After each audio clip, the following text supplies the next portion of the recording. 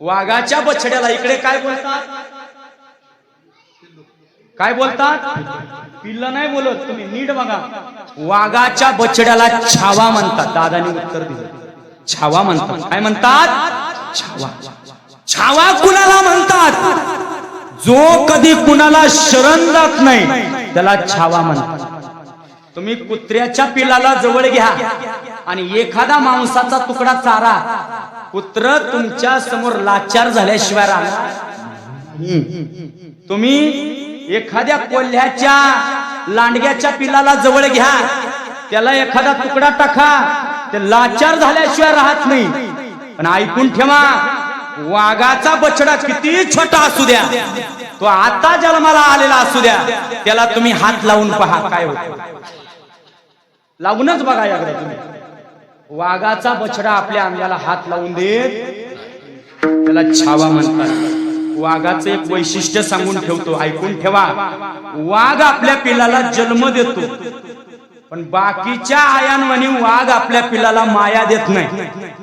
बाकीच्या आया लेकरू जन्माला आल्याबरोबर आपल्या जिभेनं त्याला चाटतात, जवळ घेतात आणि त्याला माया देतात, त्याला प्रेम देतात. पण वाघ याच्या उलट करतो. राजू दादा, वाघ आपल्या पिलाला खाऊन घेतो, खाऊन. तुम्ही पाहिलं कधी वाघाला? वाघ आपल्या पिलाला का खातो तुम्हाला विज्ञान माहितीये? माहितीये? वाघ आपल्या पिलाला खातो त्याचं एकमेव कारण, वाघ आपल्या पिल्लाकडे जन्माला आल्याबरोबर बघतो आणि त्या पिल्लाला डरकाळी फोडून त्याला उभं राहायला सांगतो. वाघ त्याला उभं राहायला सांगतो. जन्माला आल्याबरोबर वाघ डरकाळी फोडतो आणि पिल्लाला 4 पायावर उभं करतो. ज्या पिल्लाला 4 पायावर उभा राहता येत नाही त्या पिल्लाला वाघ लगेच गिळून घेतो. का खाऊन घेतो? कारण वाघ या जगाला सांगत असतो, ज्याला वाघ म्हणून 4 पायावर उभं राहता येत नाही तो वाघ म्हणून या जगात काय जगणार, काय जगणार आहे.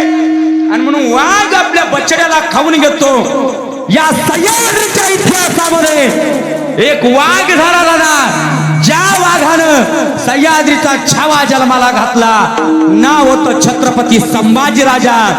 जो मरेपर्यंत वाघासारखा जगला, मरणाच्या अंतापर्यंत वाघाच्या छाव्यासारखा जगला.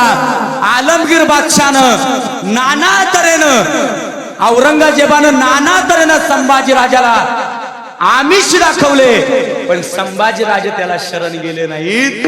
वाघाच्या छाव्यासारखे जगले, लाचार झाले नाहीत, मरण स्वीकारलं. संभाजी राजाच्या डोळ्यामध्ये लाल बुंद्या सळायला गेल्या, संभाजी राजाच्या डोळ्यातले बुबुळ बाहेर पडले, पण संभाजी राजानं हिंदू धर्म सोडला नाही, लाचार झाले नाही. संभाजी राजाची जीभ छाटली गेली, रक्ताच्या चिळकांड्या उडाल्या, पण संभाजी राजे लाचार झाले नाहीत. आलमगीरासमोर मान झुकवली नाही, सह्याद्रीची मान सदैव ताहत ठेवली. असा माझा राजा होता. धन्य धन्य संभाजी राजा, सुखावली प्रजा. मुजरा हा मानाचा करतो, मुजरा हा मानाचा करतो. गुण शंभूराजाचं गातो जिरह, गुण शंभूराजाचं गातो. आधी नमन महाराष्ट्राला, आधी नमन महाराष्ट्राला, साधू संताला, एकनाथाला, रामदेवाला, तुकोबारायाला, तुकोबारायाला, तुकोबारायाला, तुकोबारायाला. जिजामातेचा चरण स्पर्शाला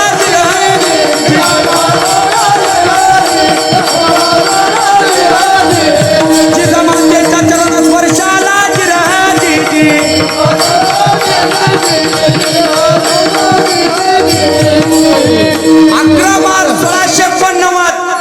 11 मार्च 1689 गुढीपाडव्याचा तो दिवस होता.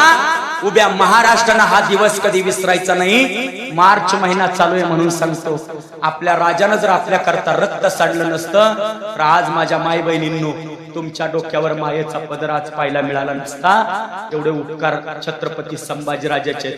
मी छावा सांगत होतो तुम्हाला, छावा वाघाचा बछडा जन्माला येतो. आमच्या पट्ट्यात अशी